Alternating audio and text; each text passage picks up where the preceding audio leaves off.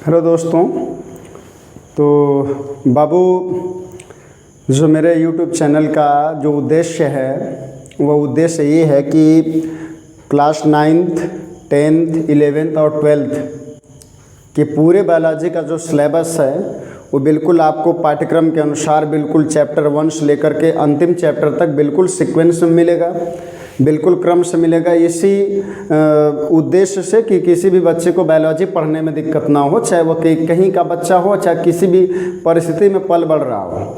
दूसरी कंडीशन कि मेरी यूट्यूब की जो कंडीशन है एक और है, मेरा खुद का विचार है कि जो बीएससी का सिलेबस है वो भी आपको यूट्यूब पर फ्री में मिलेगा और प्रयास ये करेंगे कि कम्पिटिटिव एग्ज़ाम का जो भी सिलेबस है उसके अनुसार जो वीडियो बनाएंगे वो भी सब आपको फ्री में मिलेगा। ठीक है। दूसरी कंडीशन बाबू की जो क्लास 11th के बच्चे बहुत रिकमेंड कर रहे थे, उनका ये प्रस्ताव था कि सर 11th की वीडियो नहीं बन पा रही है, तो आज से शुरू हो रहा है कि जो आपका 11th का जो चैप्टर है बायोलॉजी का वो शॉर्ट में मैंने सीक्वेंस में लिखा है।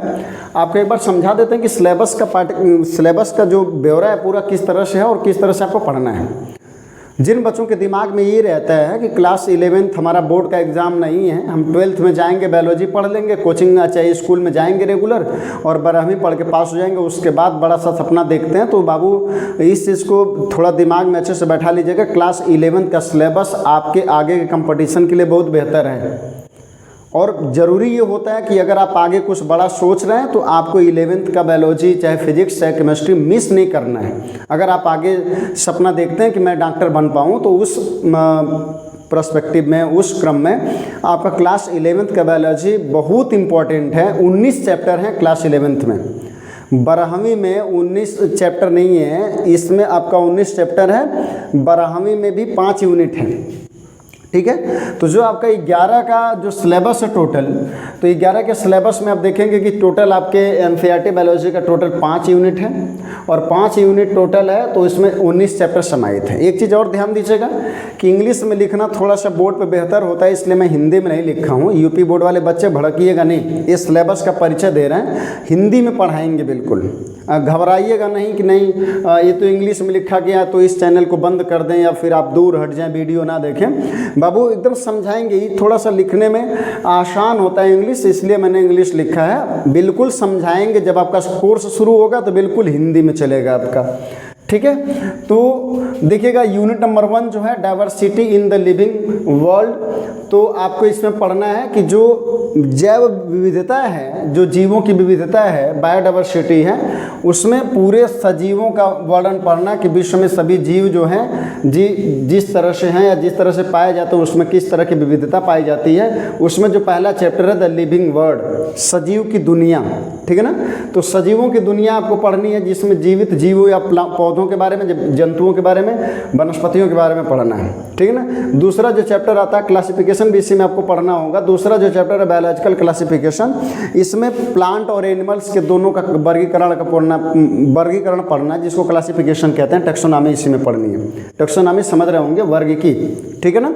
और तीसरा जो आपका इसी पहले यूनिट में जो तीसरा चैप्टर है प्लांट किंगडम, यानी प्लांट में आप एल्गी पढ़ेंगे, ब्रायोफाइटा पढ़ेंगे, टेडोफाइटा पढ़ेंगे, जिम्नोस्पर्म पढ़ेंगे और एंजियोस्पर्म पढ़ेंगे। तो सभी प्लांट्स के बारे में आप स्टडी करेंगे और प्लांट्स के बारे में आप जानेंगे कि पौधे किस तरह से अपना काम करते हैं, पौधे का विकास किस तरह से हुआ है। ठीक है ना। और उसके बाद है आपका एनिमल किंगडम। एनिमल किंगडम में आपको प्रोटोजोआ से लेकर के प्रोटोजोआ पढ़ना है, पोरीफेरा पढ़ना है, सिलेंट्रेटा पढ़ना है, उसके बाद प्लेटिहेल्मिन्थीस पढ़ना है, इसके बाद एस्केल्मिन्थीस पढ़ना है, उसके बाद एनेलिडा पढ़ना है, उसके बाद आर्थ्रोपोडा पढ़ना है, उसके बाद मोलस्का पढ़ना है, उसके बाद इकोनोडर्मेटा पढ़ना है, उसके बाद हेमिकार्डेटा पढ़ना है, उसके बाद कार्डेटा पढ़ना है। अब कार्डेटा में आगे जाएंगे तो आपको कार्डेटा के बाद एक्रेनिया भी पढ़ना है, क्रेनिया भी पढ़ना है। जो एक्रेनिया पढ़ेंगे नो स्कल वाले में और उसके बाद क्रेनिया पढ़ेंगे स्कल वाले में। ठीक है ना। तो यूरोकार्डेटा और सिफेलोकार्डेटा दोनों सब फाइलम है। एक्रेनिया में और क्रेनिया में आएगा वर्टिब्रेटा।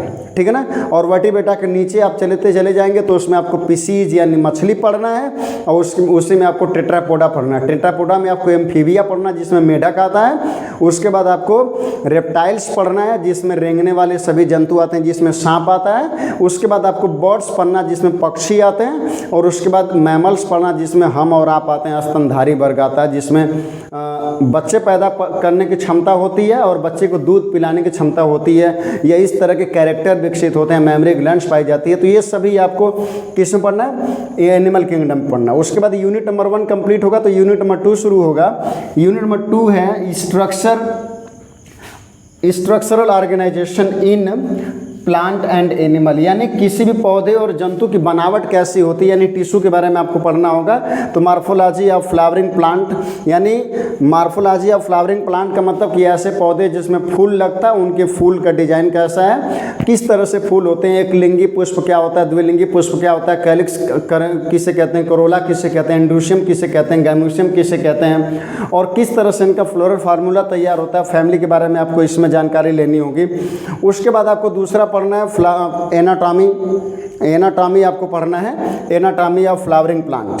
तो एनाटॉमी ऑफ फ्लावरिंग प्लांट का मतलब हो गया कि जो फूल लगते हैं पौधे, उनके सेक्शन को आपको पढ़ना है कि उसके आंतरिक संरचना का अध्ययन करेंगे तो कौन कौन सी चीज़ें उसमें दिखाई देती हैं, कौन कौन सी चीज़ें उसमें पाई जाती हैं, किस तरह से उनका ऑर्गेनाइजेशन होता है, किस तरह से उनका स्ट्रक्चरल डेवलपमेंट होता है, किस तरह से उनका विकास पाया जाता है। ये आपको पढ़ना है इसके यूनिट नंबर 2 के चैप्टर नंबर 6 में। और 7वां जो चैप्टर है आपका यूनिट नंबर 2 का, स्ट्रक्चरल ऑर्गेनाइजेशन इन एनिमल, यानी किसी भी तरह का एनिमल हो उनकी ऑर्गेनाइजेशन, यानी उनकी जो बनावट है, उनकी जो संगठन संरचना है वो किस तरह की होती है, तो उनके स्ट्रक्चर के बारे में आपको पढ़ना है। उसके बाद आता है यूनिट नंबर 3 जिसमें आपको सेल स्ट्रक्चर एंड फंक्शन पढ़ना है, कोशिका संरचना और कार्य।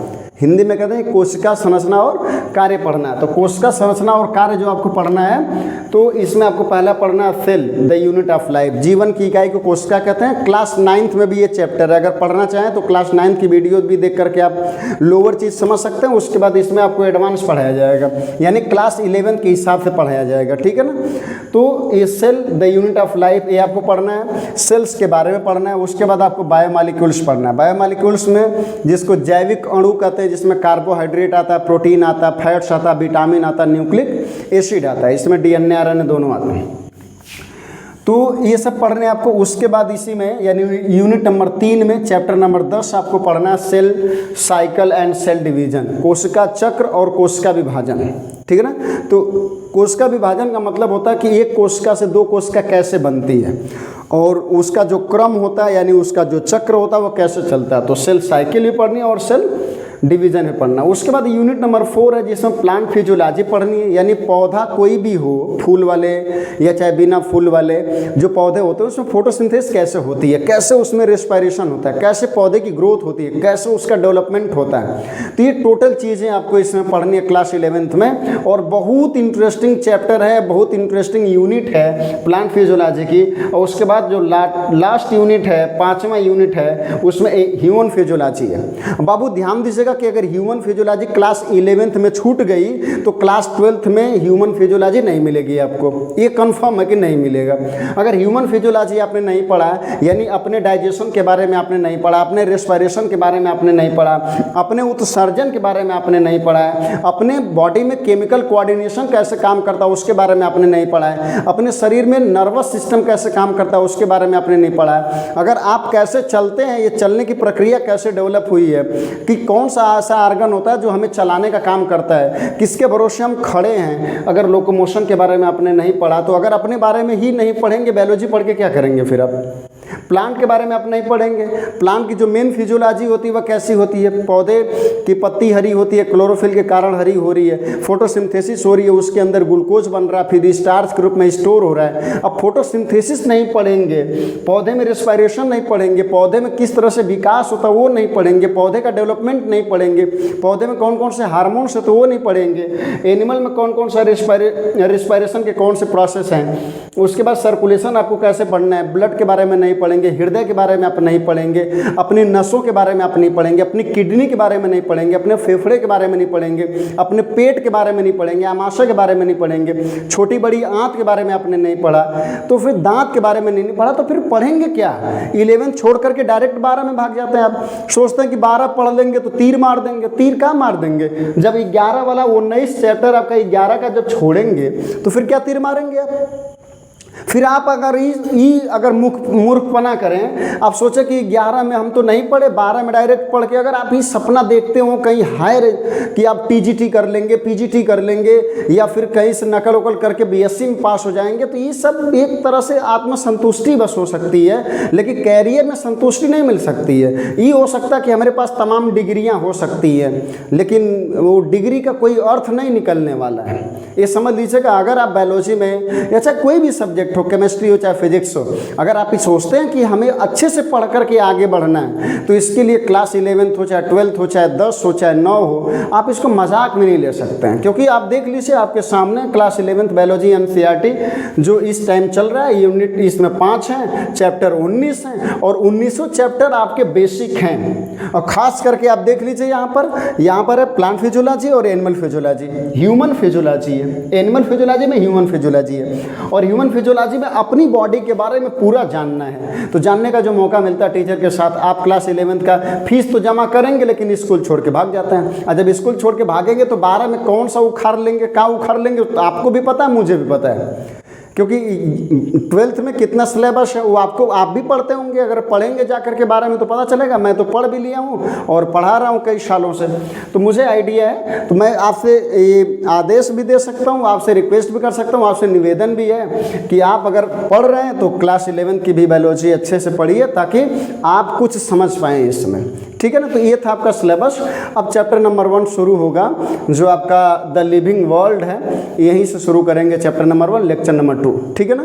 तब तक के लिए आप अपने सिलेबस को ऐसे बैलेंस बना करके आप अपना पढ़ाई करते रहिए, बुक से देखते रहिए। लेक्चर वीडियो इसके जस्ट बाद अभी अपलोड होने वाली है, ठीक है ना। तो आप पढ़ते रहिए और तैयारी अपनी करते रहिए, बेहतर रहिए, ठीक है ना। बहुत बहुत धन्यवाद आप लोगों को।